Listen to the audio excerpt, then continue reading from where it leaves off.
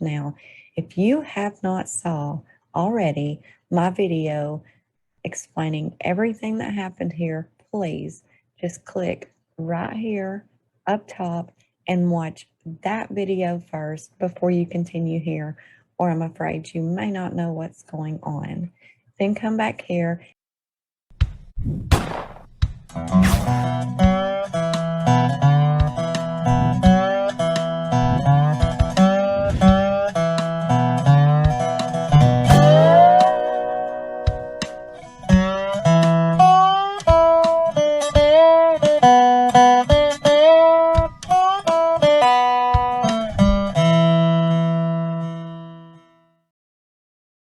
Okay, I have a small update on Michael Clark. Michael is the elderly gentleman that was tased, 75 years old, in Colorado because his neighbor, Brittany, called the police and claimed that he had hit her. This is Brittany. She's the one that got hit. I live here. This is my friend Brittany, and then this is my neighbor that hit her. I wasn't even here. I was outside. Okay. She's on the phone to dispatcher. Okay. This neighbor right here is what she said. Like I said, I wasn't in there. I literally just saw you. He banged on the door, or through the wall. Bam, bam, bam, and I'm sleeping. Shut the fuck up! And so I came out and was like, what's going on? He wasn't here, dog wasn't here. Okay, now what's And so I came out and I was like, what's going on? Right to the fucking mouth. Okay, and which room is he in? I don't know. Right there, possibly? Okay, what did he look like? Although Michael's attorney says that is completely not true, Michael completely says that is not true. We do know from the body cam footage that the police actually did take that sword thing off of the top of his bookshelf and place it in the hall, and it did make it appear that he is the one that came out into the hall and sort of attacked them with this, what they want to call a machete. It is now being referred to as like a Hawaiian sword. It's actually a wall piece, like a wall decoration, but they did bring it out there. They put it in the hall after he was tased and unconscious on the floor.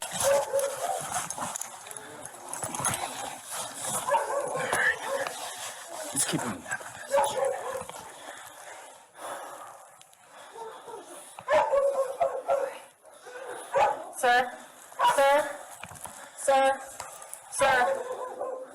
Sir, talk to us.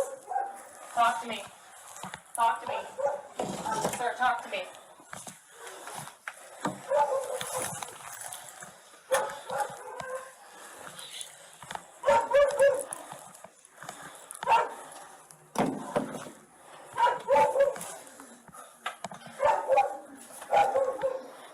Sir.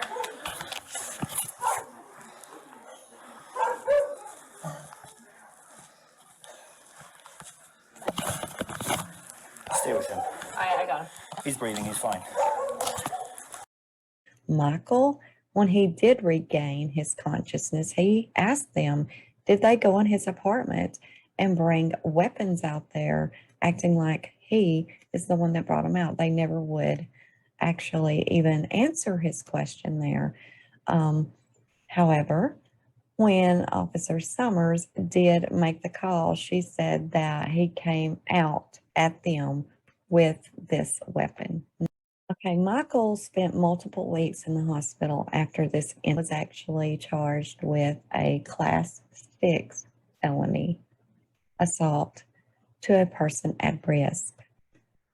Officer Ellie Summers, although she had already been reprimanded for pulling her gun out unnecessarily, been charged, but she has been let go.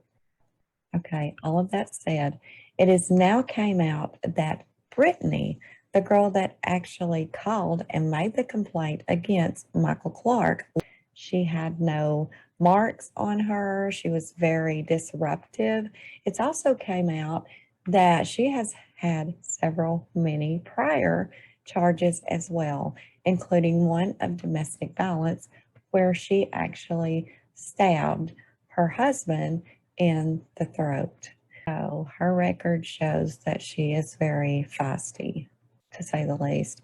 Also, during which time she was complaining, she was also actually making threats to Michael Clark if he came back to his home. And Michael's attorney even says that is threats. She should be charged as well, in my opinion, for making these threats to this elderly man. She changed her story. One, in the beginning, being that he came to her door, knocking on it. When she opened it, he hit her. Later, while she was talking to him, she said that she went to his door and he opened it and hit her. So her stories have never matched up. Michael has said from the beginning that he never even walked out his front door, ever. I'm gonna go over there and I'm gonna handle it myself. And he better go under. And if I see him back here, you both are gonna see my face again. I promise you that. Like, all I did was knock on your door like, hey, why are you banging on my wall? Boom! Straight to the face. So, did he come in and knock on your door, or did you go knock on his door when you got hit? He banged. I know, he Okay. banging on the wall. It was bang, bang, banging. I was like, okay, what the hell? Bang, bang, bang. And then I opened the door and I was like, Tim, is this your joke? And then he opens his door and I was like, is that you doing that? Walked off. I called Tim. I was like, yo, your neighbor is being weird. He's being weird. He's been banging on this door. He was like, wait, what? I was like, please get here because I'm fucking scared. And he came here. He heard it.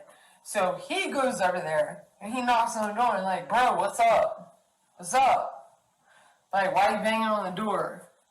So then I went to go out and he pushed me back. And then he was like, yeah, I was told her to shut the fuck up. I literally was doing nothing.